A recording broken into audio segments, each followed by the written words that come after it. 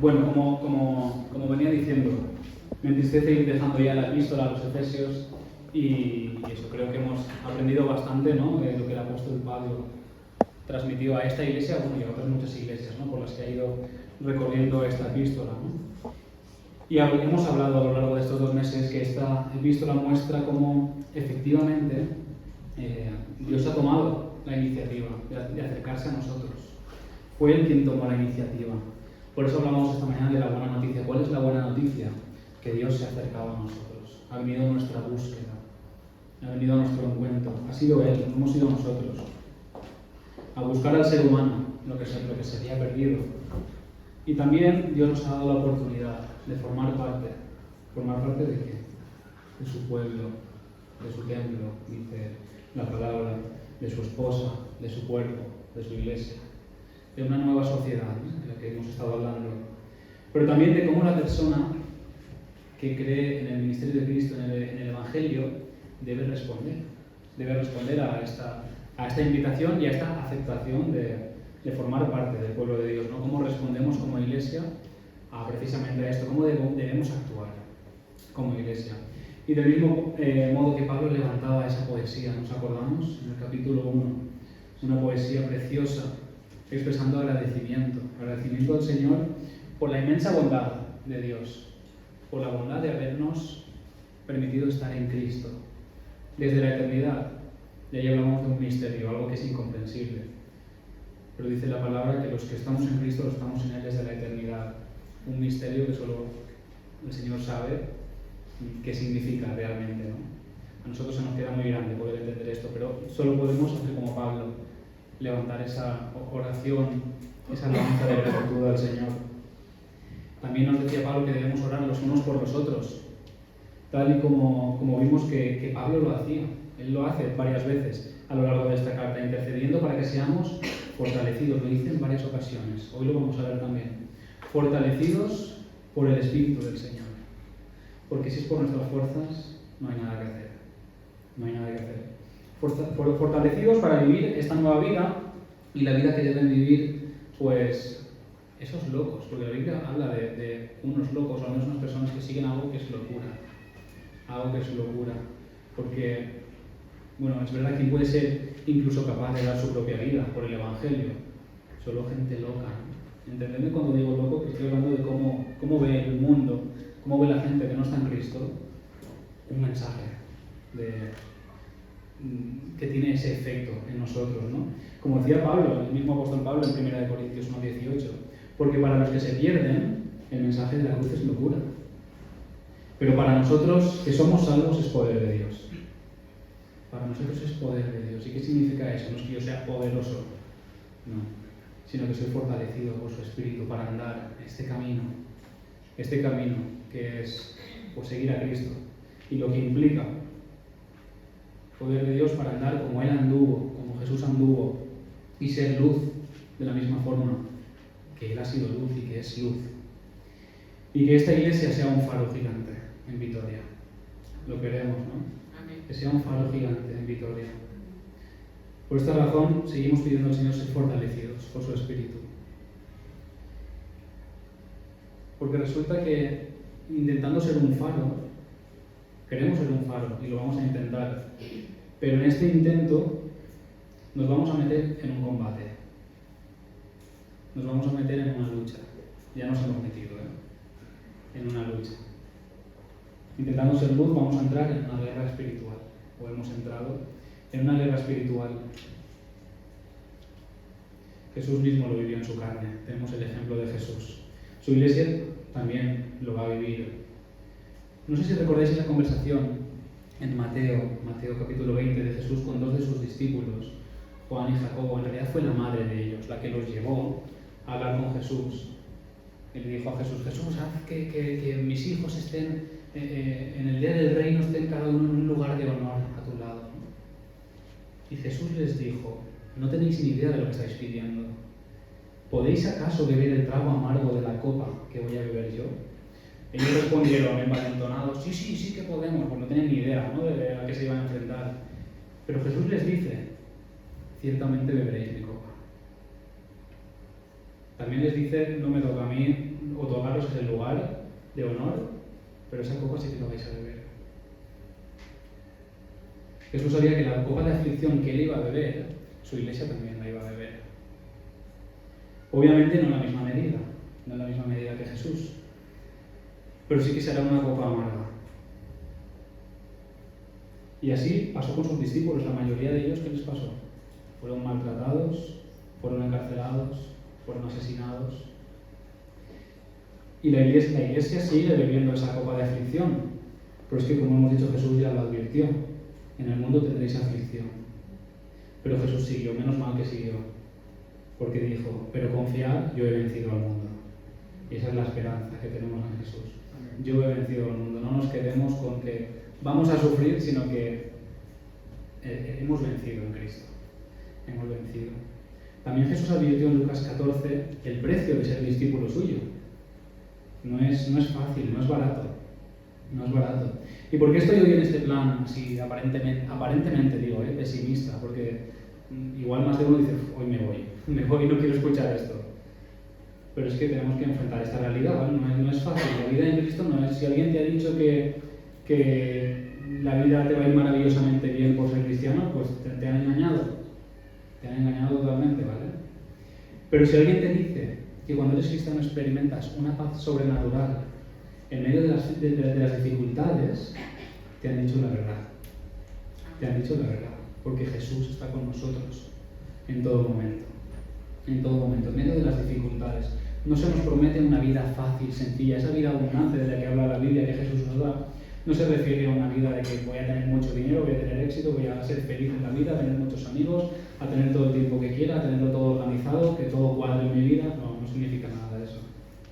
Es más, a causa del Evangelio de Cristo nos puede ir peor, incluso peor, en el sentido de, pues, esta semana hablábamos, el viernes hablábamos, veíamos la realidad de hermanos nuestros, que son hermanos nuestros, que son iglesia, son parte, junto con nosotros, del cuerpo de Cristo, que están sufriendo, pero físicamente esta verdad. Y están muriendo perseguidos, y están siendo encarcelados. Y es algo increíble, que tú un día estés en el salón de tu casa, y un rato después se hayan llevado a tu marido, o a tu padre, o lo hayan matado, o cualquier cosa así. O que tengas que leer tu Biblia a escondidas y si alguien te la encuentra, sabes que lo más probable es que te encarcelen o te maten. Eso es una realidad que la Iglesia está viviendo. Y lo que nosotros vivimos, pues mira, tenemos el privilegio de poder tener esta paz de momento.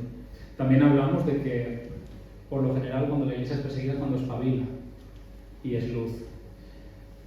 Entonces no esperemos a que llegue la persecución para ser luz. Seamos luz ya y enfrentemos lo que venga, que aquí también tenemos nuestras cosas y también vamos a enfrentar y estamos enfrentando ideologías y cosas que van en contra al final de la vida en el reino del Señor, ¿vale? Pero necesitamos ser fortalecidos. Vamos a leer Efesios 6 a partir del versículo 10 hasta el 20. Está muy hermano. No sé si lo leéis, ¿sí? Más o menos.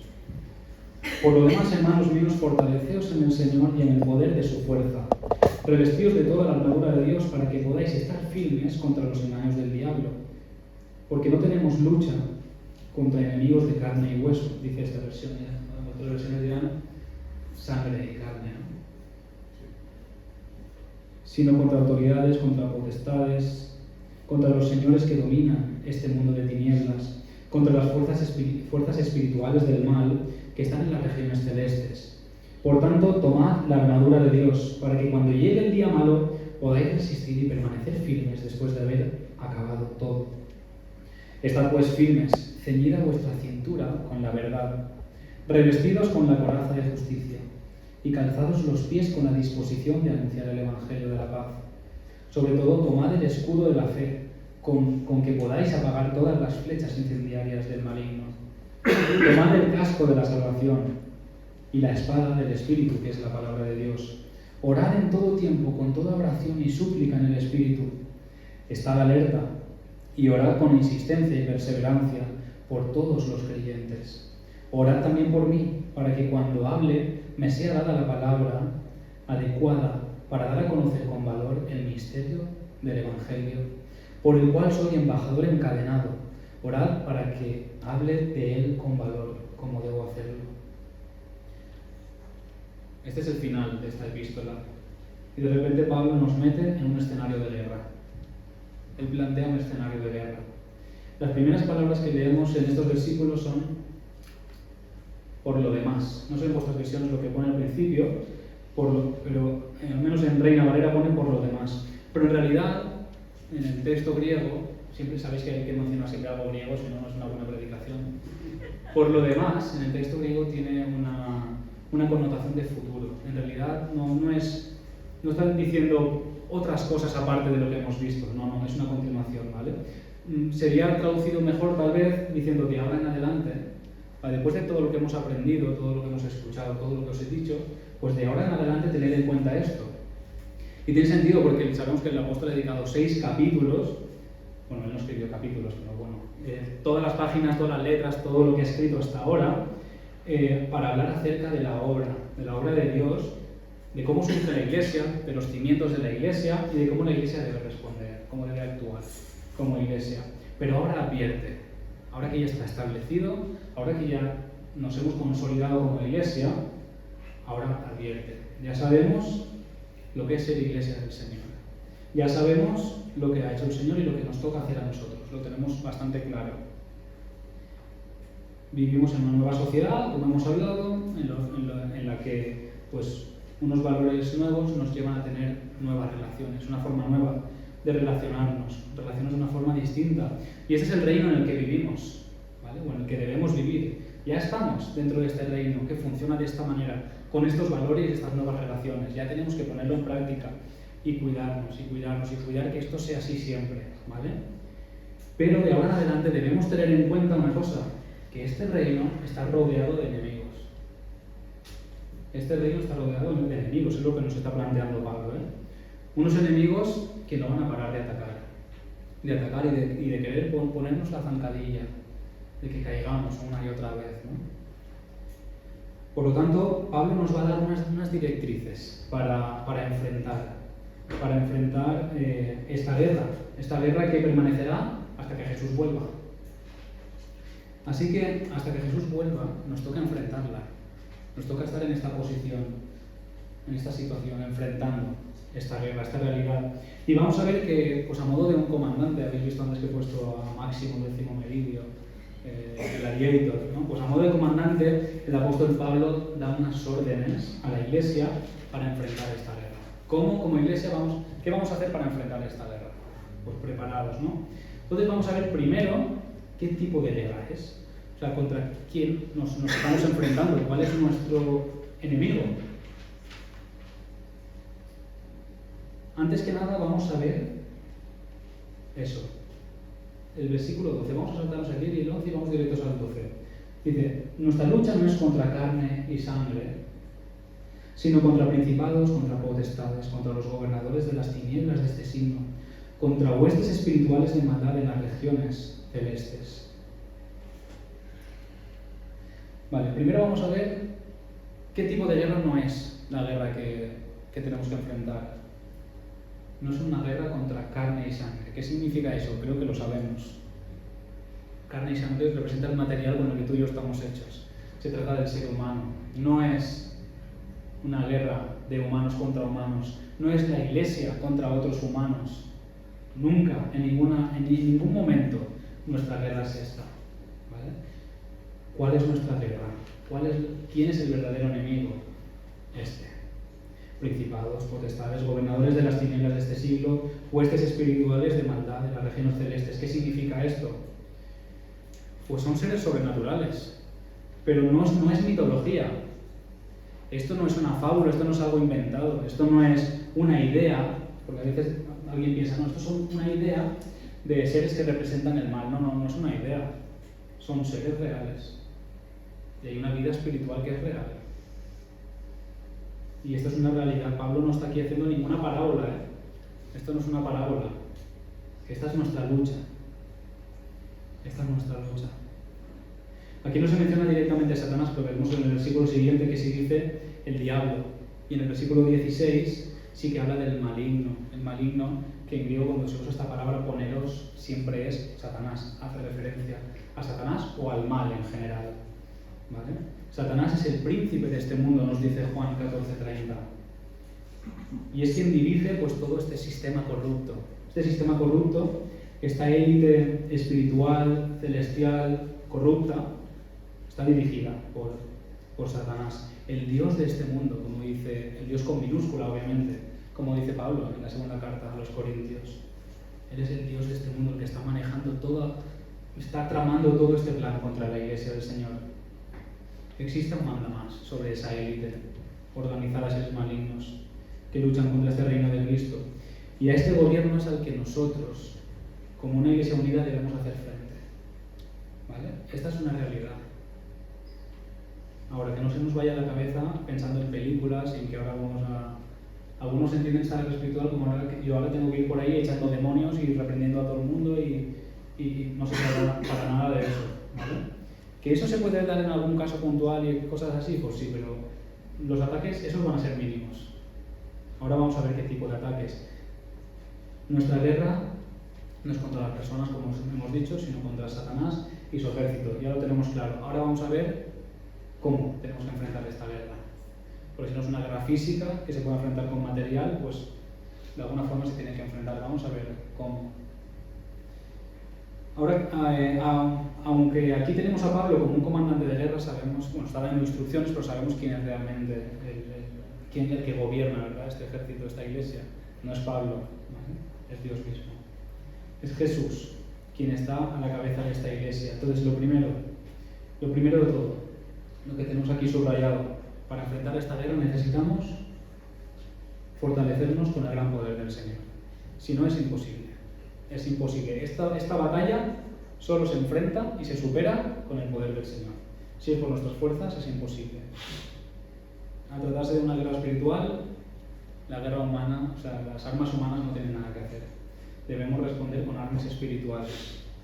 Y sé que esto queda muy lejos de nuestra comprensión y de nuestras posibilidades, de cosas que podemos palpar, pero es así, debemos buscar, no debemos buscar, vale, voy a entrenarme para pelear, no, busquemos al Señor y ser fortalecidos por su Espíritu.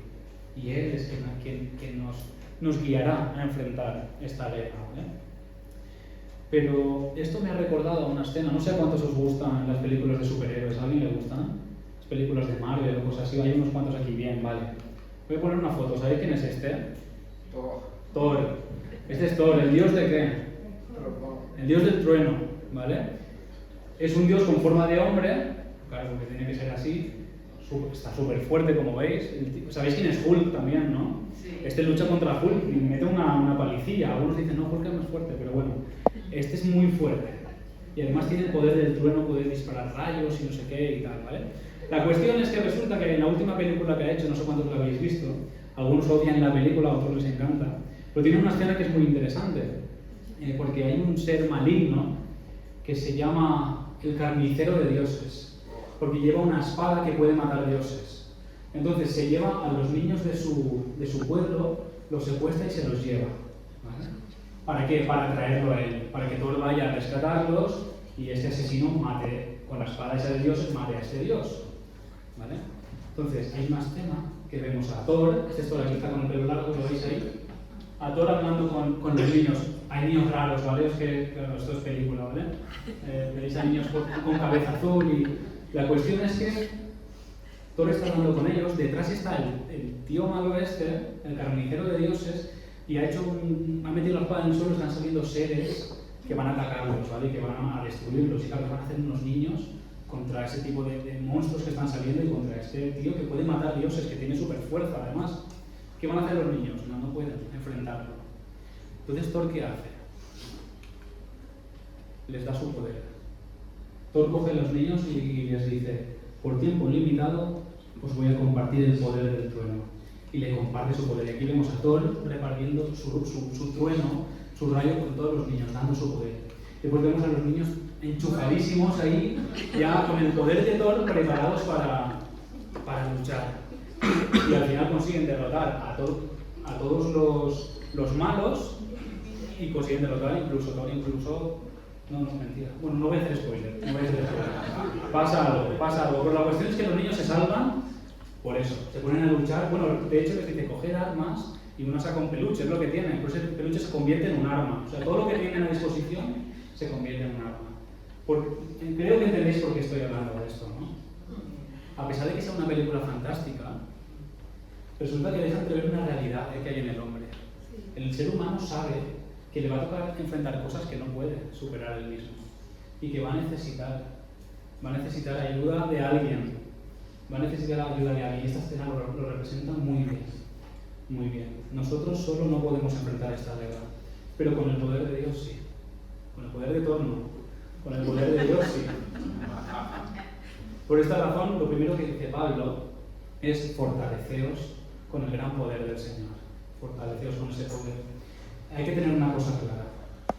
Nosotros no estamos acostumbrados a que los superhéroes, hablando de superhéroes, pues no estamos acostumbrados a que, estamos acostumbrados a que los superhéroes se enfrenten a villanos, a seres malos, que son igual o incluso más poderosos que ellos. Y a veces nos hemos montado la película de que la Biblia habla de Dios como protagonista y de Satanás como antagonista, como el villano, el contrincante de Dios. Y Dios no tiene rival, Dios no tiene rival. O sea, Satanás y todos los ejércitos y todas las huestes celestiales que hemos visto no puede rozar la suela del zapato de Dios, ¿vale? No puede. Entonces, no son un superhéroe y un villano, es Dios que supera todo lo que podemos imaginar y seres que Él mismo ha creado que se han revelado y que se revelan contra su iglesia también, ¿vale? Entonces, pensemos, si tenemos el poder del Señor, si es el Señor quien nos da ese poder, la batalla está ganada, está más que ganada. Entonces es una batalla que no podemos perder, entonces ya podemos respirar un poquito, ¿vale?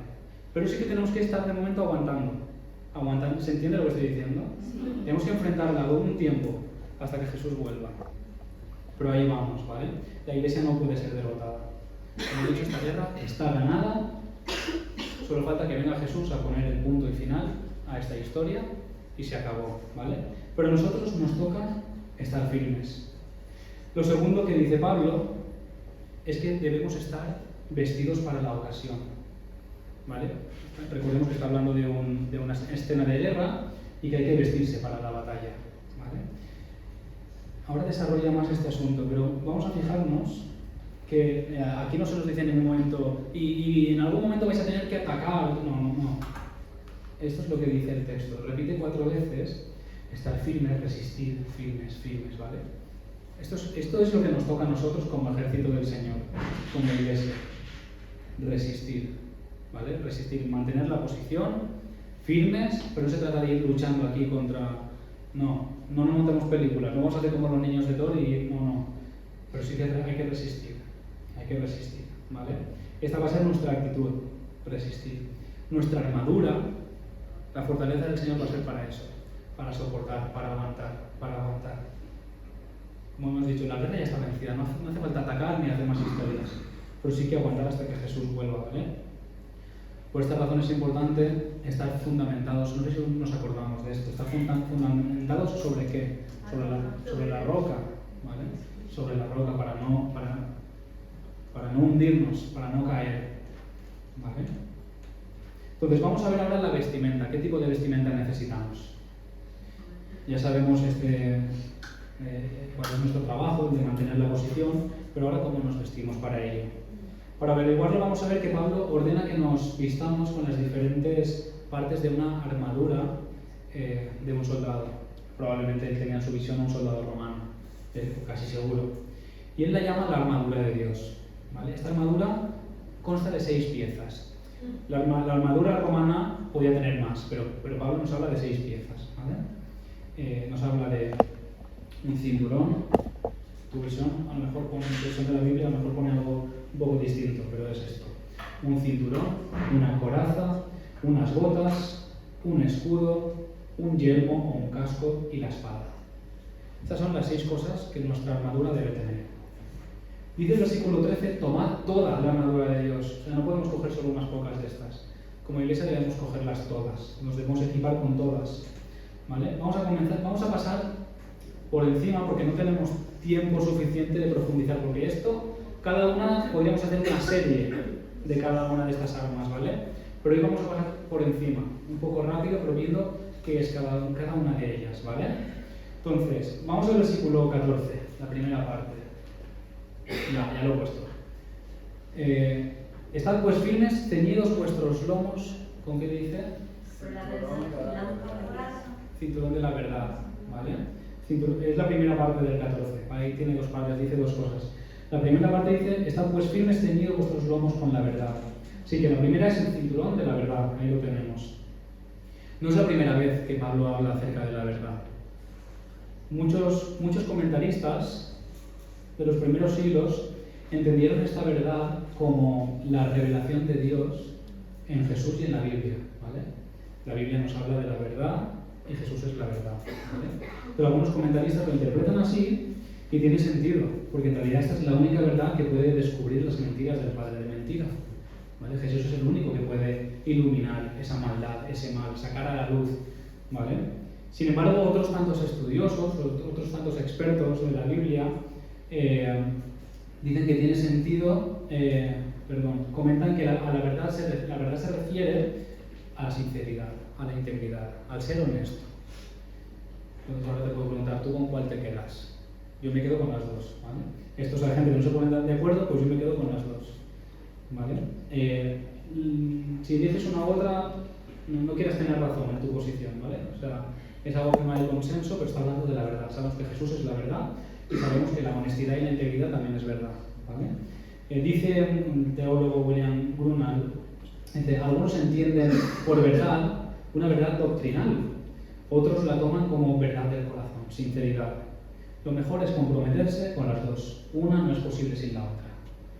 ¿Vale? No podemos ser honestos, verdaderamente honestos si no tenemos a la verdad que es Jesús con nosotros, ¿vale? Entonces, aceptemos esta verdad. Y mirad, hermanos, algunas personas sabemos que tratan, y a lo mejor tú lo has hecho alguna vez y yo también, tratan de controlar su vida a base de mentiras. ¿Y qué pasa cuando dices una mentira? Tienes que seguir mintiendo, porque tienes que ir tapando la anterior. Y llega un momento que el círculo se cierra y dices, bueno, ahora alguna mentira se tiene que destapar. Y se destapa una y se destapa otra y es un desastre. No sé si habéis tenido la experiencia. No estoy hablando de mentirijillas, sino de, bueno, voy a tal, y al final se lía la cosa y afecta a las relaciones personales. La mentira destruye. Por eso tenemos que andar en esa verdad. Debemos pedir fortaleza. Recordemos que estamos ahí pidiendo fortaleza al Señor para hablar verdad, para ser sinceros, para ser honestos, para que Cristo habite en nuestro corazón. Ya lo hablamos hace unas semanas, que Cristo gobierne nuestro corazón y su verdad sea nuestra verdad, su forma de obrar sea la nuestra, que apliquemos su palabra, ¿vale? Entonces, no tenemos que manipular nada cuando vamos con la verdad, porque todo encaja. Cuando tú vas con la verdad por delante, tu vida no se tambalea. Puedes pasar peligro, sí. Esta gente que los persigue le dicen, ¿eres cristiano? Si dices que sí, te voy a matar. Vale, pues te va a tocar enfrentarlo. Bueno, quiero decir, a esa persona, nosotros no sé lo que nos va a tocar, pero ahí tienes que responder, ¿no? Pero estoy hablando del tambaleo de la vida, de cuando tú mismo te metes en una propia telaraña que tú has tejido a base de mentiras y mentiras y mentiras. Y te das cuenta que hay un momento que no hay salida, que te estás ahogando tú mismo, ¿no? Entonces, para andar firmes como iglesia, tenemos que andar con la verdad por delante. Seguimos. La siguiente dice, coraza de justicia. Esa es la segunda parte del versículo 14. Revestidos con la coraza de justicia. ¿Sabéis lo que es la coraza? La coraza era una pieza, como una camiseta, digamos así, dura, ¿vale? que cubría el torso, por delante y por detrás, ¿vale? Cubría todo el torso. Es la pieza de la armadura más grande y es fundamental pues, contra cualquier tipo de arma, contra una espada, contra una flecha, contra una lanza, ¿vale? Te protege. Entonces, en cuanto a la justicia, Pablo es sin duda quien más habla de justicia, ¿vale? En el Nuevo Testamento, sin duda. En este caso, también tenemos dos opciones para entender la justicia, porque Pablo generalmente habla de una forma, pero otras veces le da otro énfasis a la justicia. En 2 Corintios 6:7 menciona las armas de justicia a diestra y a siniestra. Y parece estar haciendo referencia a la justicia moral, ¿vale? ¿Qué significa esto? La coraza del cristiano puede ser justicia en cuanto a carácter y actitud. O sea, vivir en justicia es vivir resistiendo a las tentaciones del enemigo, ¿vale? Practicar actos de justicia, no caer en pecado, sino ser justo, ¿vale? Aquí justicia no está hablando de que yo aquí soy juez. Andar en justicia no es que yo voy a ir juzgando a todo el mundo. No, eso no es andar en justicia, ¿vale? Eso no es ir diciendo tú estás en pecado, tú no, tú tal, tú condenado, tú no, no.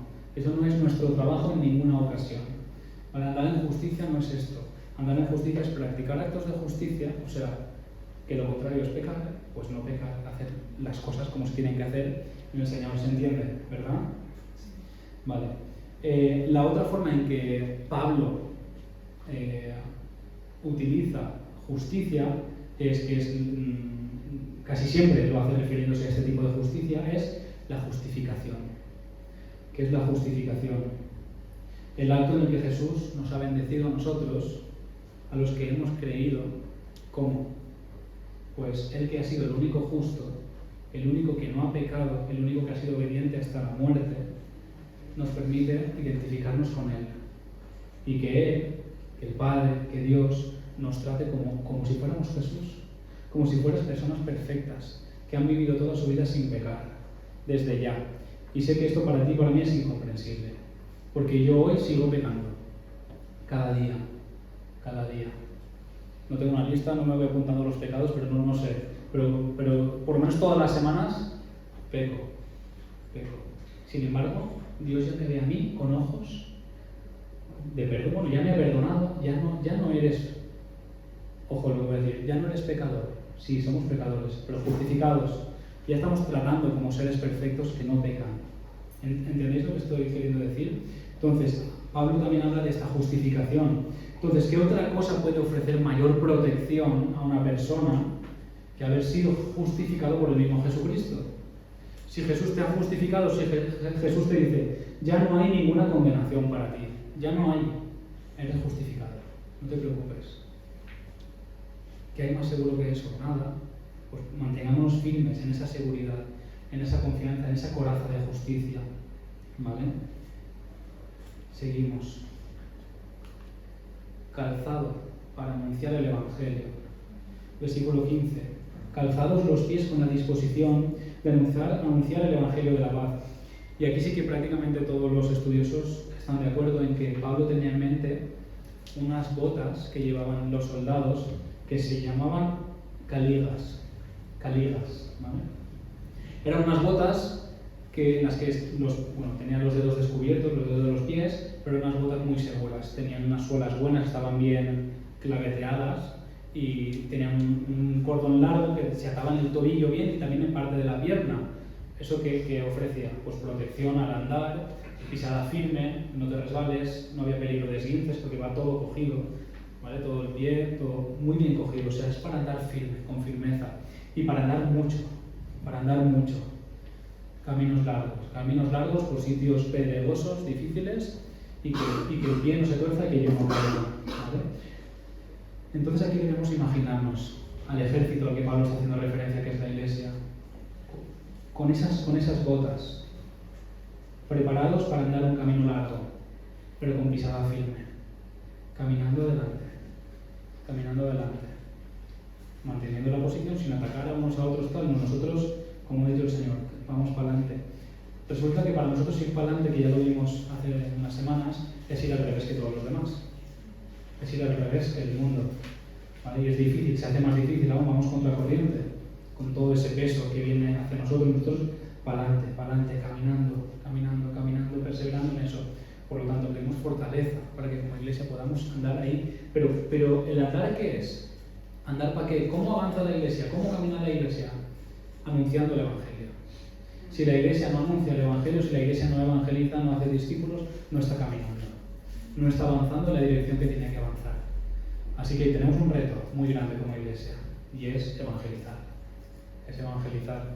Y no es decir, no, es que aquí evangelizar, por favor, ¿vale? Como iglesia tenemos que evangelizar, no. Tenemos que coordinarnos, tenemos que que prepararnos, tenemos que formarnos para evangelizar y tenemos que tomar decisiones como iglesia, incluso elaborar estrategias de evangelización, ¿vale? Y como un equipo bien preparado, salir a hacer discípulos.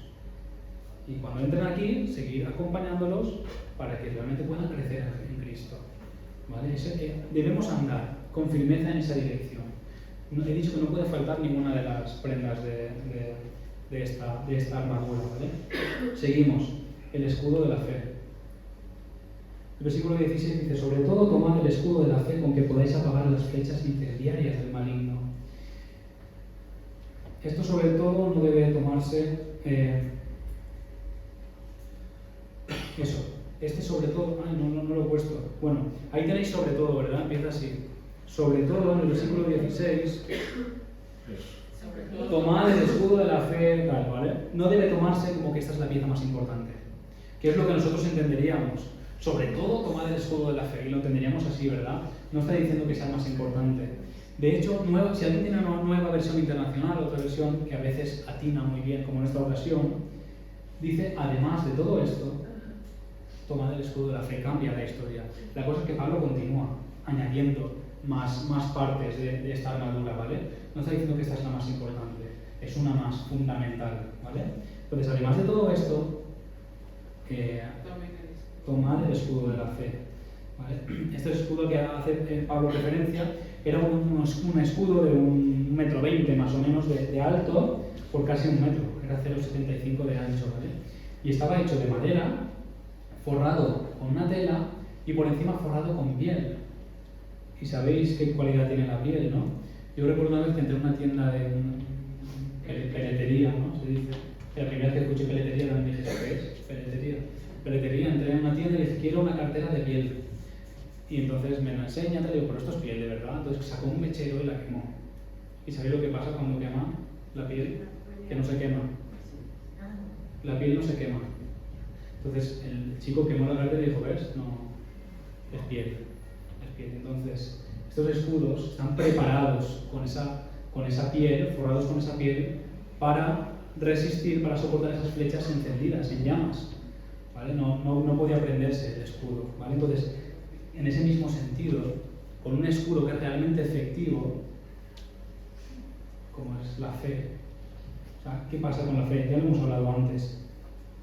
Ya estamos salvos. Si has tenido fe, si tú crees en Jesús, cree que su obra es completa y perfecta.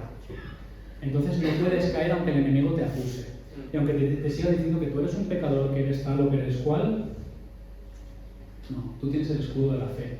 Cree que la obra de Jesús es completa y es perfecta. Y eres justificado. No, si sientes que no hay perdón en tu vida, no es Dios quien te está acusando, es Satanás. Y ante eso hay que estar resistiendo, debemos ser fortalecidos para eso, ¿vale? No es... O sea, Dios nos ve como personas justas, ya lo hemos comentado, como una persona que ya no peca aunque sigamos pecando, y es increíble, pero es así. Así que afírmate en ese escudo de la fe, en esa obra que ha hecho Jesús, que ya está completa. No hay que hacer nada más, ¿vale? No hay que hacer nada más. Sí, seguimos. El yelmo, o el casco de la salvación. Versículo 17 dice, tomad el casco de la salvación. El casco de un soldado romano estaba hecho de un metal resistente, puede ser bronce, puede ser hierro. Era muy resistente y tenía por dentro un fieltro, una esponjita, porque claro, imagínate llevar el hierro directamente contra la cabeza, ¿vale? Ese casco solo se podía romper o con un hacha o con un martillo bien pesado, ¿vale? O sea, era muy resistente, por lo tanto, la esperanza a nuestra salvación es así de resistente. ¿Por qué? Porque estamos sellados. ¿Por quién? Por el Espíritu Santo. No hay nada que el enemigo pueda hacer para arrebatarnos del Señor, para hacernos perder la salvación. Ahí sí que estoy de acuerdo con Calvino. Calvino habla de la perseverancia de los santos, de que no perdemos la salvación, porque si perdemos la salvación lo que estamos diciendo es que la obra de Jesús pues no es del todo efectiva. O sea, resulta que yo entro por gracia, por fe y por gracia a la salvación, pero por mis malas obras sí que me puedo salir. O sea, no entro por obras, pero sí que puedo salir por obras, no. Del mismo modo que no hay obras buenas que puedas hacer para entrar, no hay obras malas que puedas hacer para salir. Así que la salvación no se pierde. Ya Podemos hablar de esto largo y tendido en otro momento, ¿vale? Si alguien tiene preguntas, lo podemos hablar. Seguimos con la espada del Espíritu, la palabra. Versículo 17, y la espada del Espíritu, que es la palabra de Dios. Y aquí llegamos a la única pieza que sí sirve para atacar. Cuando no se nos ha dicho que ataquemos, pero sí que resulta que hay una pieza que es para atacar. Y además es para atacar a una distancia muy cortita, porque la majaira, que es esa espada, es una espada cortita, no es una espada muy larga, es una espada muy cortita. Es un cuerpo a cuerpo, prácticamente, ¿vale? Entonces, recordemos en cierta ocasión que Jesús prometió que el Espíritu Santo pondría en boca de sus seguidores palabras necesarias para defenderse y para dar testimonio delante de unos magistrados. ¿Os acordáis? Él dijo, yo pondré en vosotros, el Espíritu pondrá en vosotros las palabras necesarias para hablar en mi nombre. Por otra parte, tenemos el ejemplo mismo de Jesús en el desierto. Él usó la palabra, más concretamente usó algunos versículos de Deuteronomio para defenderse de la tentación, para defenderse de esa tentación de Satanás, ¿vale? Por otra parte, el autor de Hebreos dice que la palabra es más cortante que la espada de 2 filos. Por lo tanto, la palabra de Dios es útil para defenderte de las mentiras del enemigo. Eres un pecador, lo puedes escuchar, eres un pecador. Y tú contestas, no, soy más que vencedor, soy justificado por Jesús. Nadie te ama. Y hemos visto que Dios quiere que sepamos cuán alto, cuán profundo, cuán largo y cuán ancho es el amor de Dios. La palabra de Dios es útil para resistir la tentación. Hemos visto el ejemplo de Jesús. Estás cansado, tírate al sofá, mañana orarás, o mañana leerás la Biblia, si hay muchos días. Pero te viene a la mente el versículo, no seáis perezosos en lo que requiere diligencia, sed fervientes en espíritu sirviendo al Señor. O sé que esto es lo correcto, pero bueno, no pasa nada. Alguna vez en la vida no pasa nada. El que sabe hacer el bien y no lo hace, comete pecado, ¿no? Entonces, si tú estás entrenado con la palabra de Dios, te es útil para dar respuesta a las mentiras del maligno. Te es totalmente útil. La palabra de Dios es útil para transformar a la gente, a nosotros y a los demás. Hebreos 4:12, porque la palabra de Dios es viva y eficaz, más cortante que toda espada de 2 filos, y penetra hasta partir el alma y el espíritu, las coyunturas y los tuétanos, y discierne los pensamientos y las intenciones del corazón. Podríamos seguir comentando utilidades de la palabra de Dios y poniendo ejemplos, pero no quiero que nos quedemos con que es fundamental estar entrenados. Es fundamental estar entrenados, ¿vale? ¿Y cómo entrenamos con la palabra de Dios? Antes que eso, ¿entrenamos para qué? Para dar respuesta razonable de nuestra fe. Para dar una respuesta razonable de nuestra fe. También para responder al enemigo cuando nos encontremos en tentación, o cuando escuchemos la vocecita del enemigo que quiere hundirme y que me recuerda lo pecador, lo malo o lo tal que soy, ¿vale? Entrenados para reprender esas mentiras del enemigo.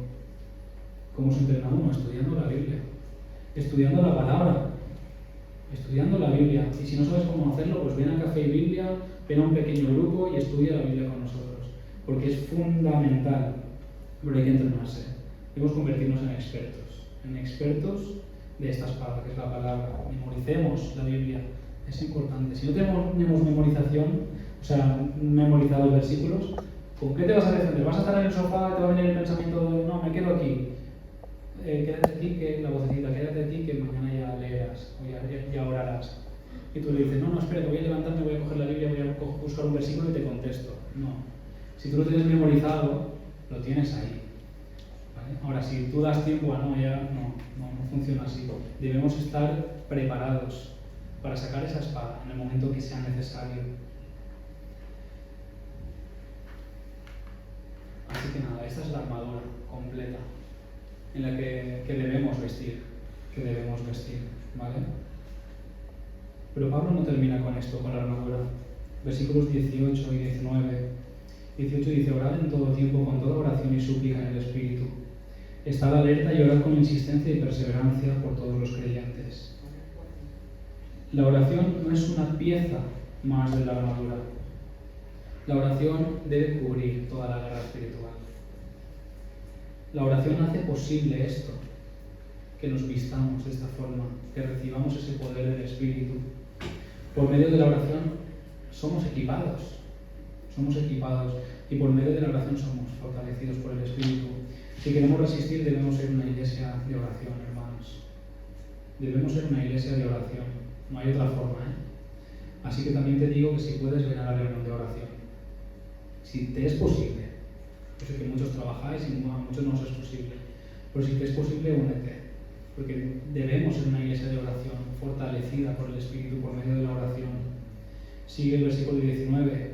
Pablo sabe muy bien de la importancia de la oración, por eso dice: orad también por mí, para que cuando hable me sea dada la palabra adecuada para dar a conocer con valor el misterio del Evangelio, por el cual soy embajador encadenado. Orad para que hable de él con valor, como debo hacerlo. Hermanos, hemos llegado al final de Efesios. Hemos conocido que Dios ha cambiado nuestra vida, que hemos pasado de muerte a vida por medio de la fe en Jesús. Por eso tenemos una nueva vida. Y una nueva vida junto a personas, ¿no?, que han nacido de nuevo y formamos esta nueva sociedad de la que tú y yo somos parte, ¿no? Y si tú no has entregado tu vida a Jesús y quieres hacerlo, y quieres bautizarte, y quieres formar parte de esta sociedad, ven y habla conmigo, por favor. ¿Vale? Porque tenemos muchas ganas también de que seas parte de esta sociedad preciosa, que no enfrenta una vida fácil, pero que sí tiene una promesa de salvación eterna, una promesa de paz eterna, una promesa de victoria. ¿Vale? Vamos a perseverar juntos hasta que Jesús vuelva, pero es un tiempo en el que nos cogemos a esa promesa del Señor. Y damos gracias a Dios por el apóstol Pablo. Tenemos que dar gracias por el apóstol Pablo, ¿no?, quien se despide diciendo en los versículos 21 y 22: para que estéis enterados de mis asuntos y de todo esto que os he contado y de lo que estoy haciendo. Tíquico, ¿nos acordamos al principio que hablamos de Tíquico, quien llevó esta carta? Tíquico, nuestro hermano amado y fiel siervo del Señor, os lo contará todo. Os lo envío para que sepáis todo lo concerniente a nosotros y para que consuele vuestros corazones. Y yo estoy seguro que Pablo no tenía ni idea de hasta dónde iba a llegar esta carta. Pablo no podía imaginarse que esta carta fuese a ser leída y estudiada por nosotros en estos 2 meses. Y por otras tantas iglesias y miles de personas. Pero el Señor sí lo sabía. Y el Señor sí quiere capacitar a esta iglesia para perseverar, para ser fuerte con su fuerza.